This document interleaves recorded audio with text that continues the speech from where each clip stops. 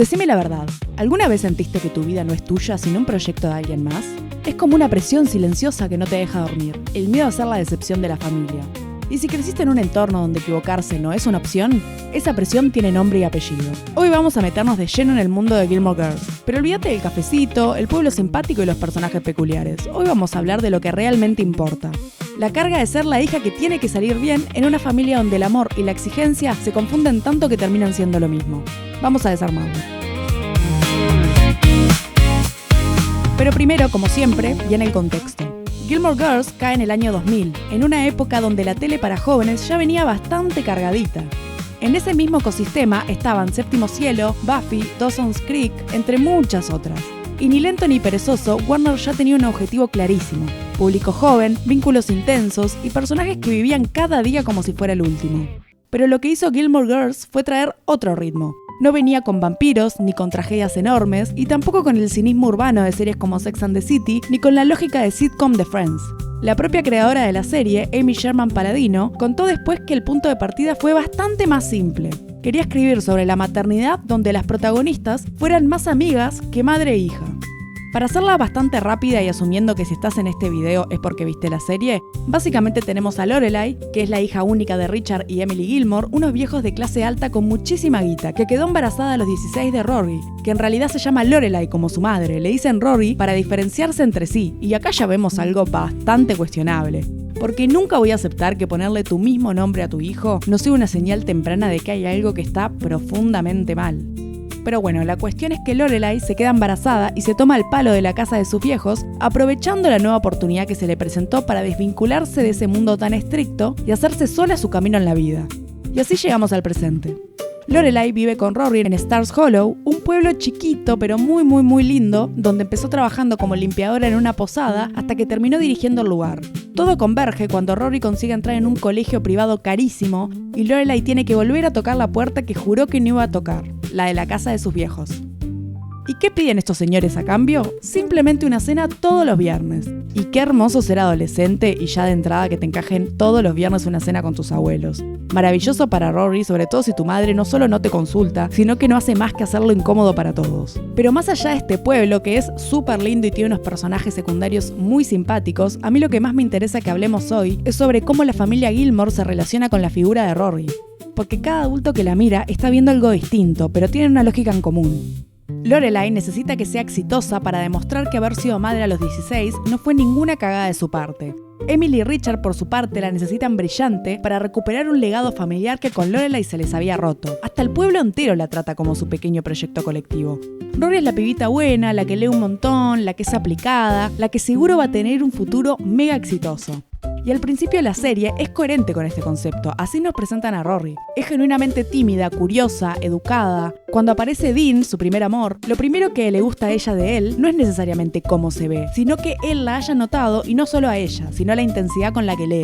A la serie le interesa marcar bien desde temprano que el vínculo de Rory con el mundo pasa primero por lo intelectual y después por todo lo demás. Ella no está interesada en relacionarse con sus pares. Con Lane le es más que suficiente. El resto de personas, sin incluir sus intereses amorosos, obvio, lo siente muy lejos de ella.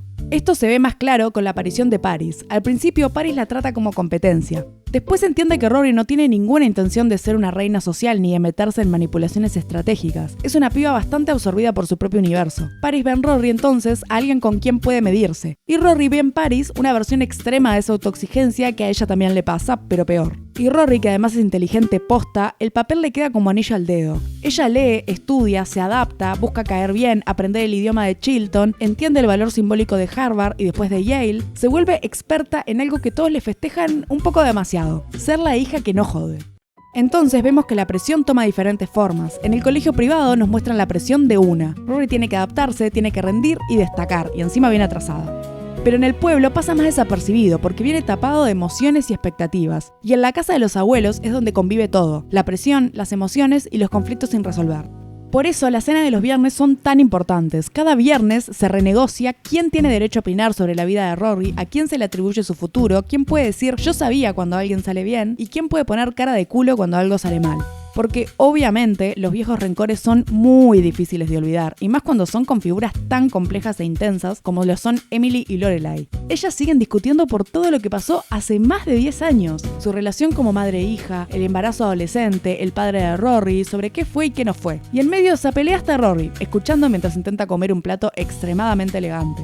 No hace falta que nadie te diga literalmente no la cagues, es algo que se siente en el aire. Y si Rory se desvía, aunque sea un poquito, el pasado deja de parecer una historia de superación para ser el momento donde todo se arruinó.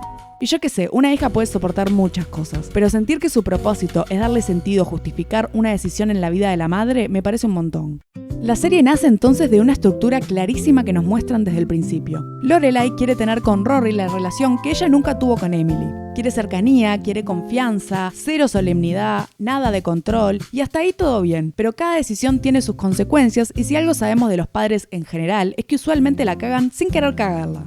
Y el no ser la típica madre que elige Lorelai la deja a Rory en un lugar donde tiene que encarar sí o sí, porque no quiere dejar regalada a su madre a los comentarios de sus abuelos, específicamente de su abuela, y porque tiene que cargar con toda la expectativa de tener que salir bien. Tiene que ser la evidencia de que el estilo Lorelai funciona, que una maternidad más horizontal, más de amiga, puede llegar a mejores resultados. Y Rory logra mantener ese personaje durante bastante tiempo.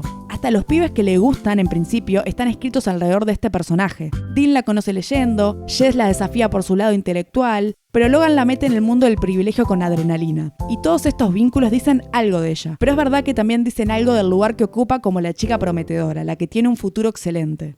Y toda esta bola de expectativas, recursos invertidos, horas, dinero, amor, atención, son en parte la razón por la cual nos rompe tanto las bolas que Rory la cague. Y no es porque sean las cagadas más grandes del mundo, ni en pedo. Pero nos jode porque ya veníamos con esa fantasía de Rory rompiéndola. Un poco porque nos sentíamos identificadas con ella y porque queremos que le vaya bien. Cuando Rory se acuesta con Dean estando casado con otra persona, cuando deja la universidad, cuando se pone a organizar las fiestas de té de la abuela, se lleva puesta consigo la idea de que la piba que hace todo lo que tiene que hacer siempre le va a ir bien, que nunca se va a sentir perdida o que nunca la va a cagar.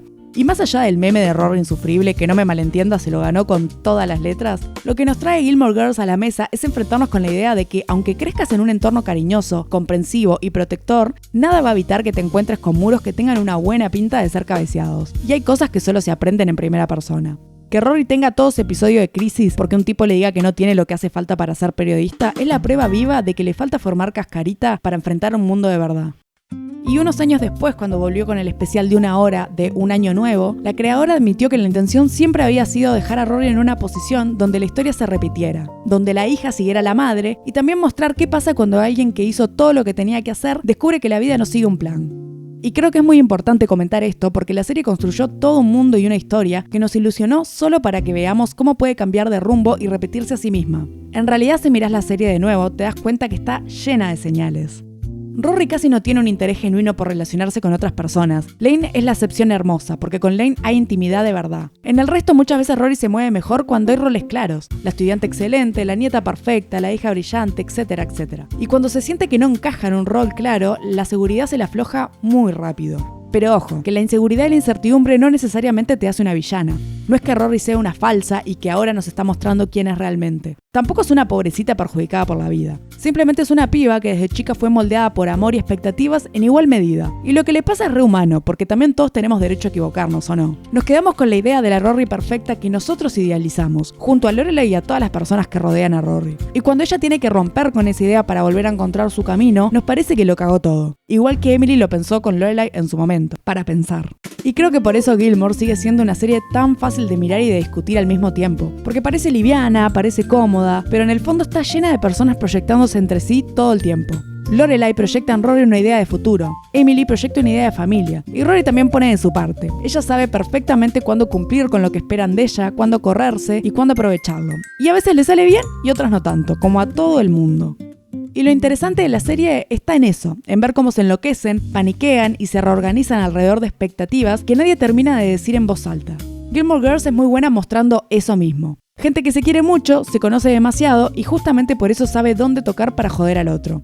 Y bueno, esta fue la primera gelada sobre Gilmore Girls. Si les interesa que aborde temas más complejos como la relación de Emily y Lorelai, el ganado de Rory, Lorelai y toda la cuestión de Luke, si algo de lo que te digo te parece interesante, ya sabes, dale like al video, déjame un comentario que es gratis, y si todavía no te suscribiste, por favor no te hagas desear, loco, que recién llegué a los 5000 suscriptores y estoy mega agradecida con lo que está creciendo el canal y me encantaría que continúe así. Chau.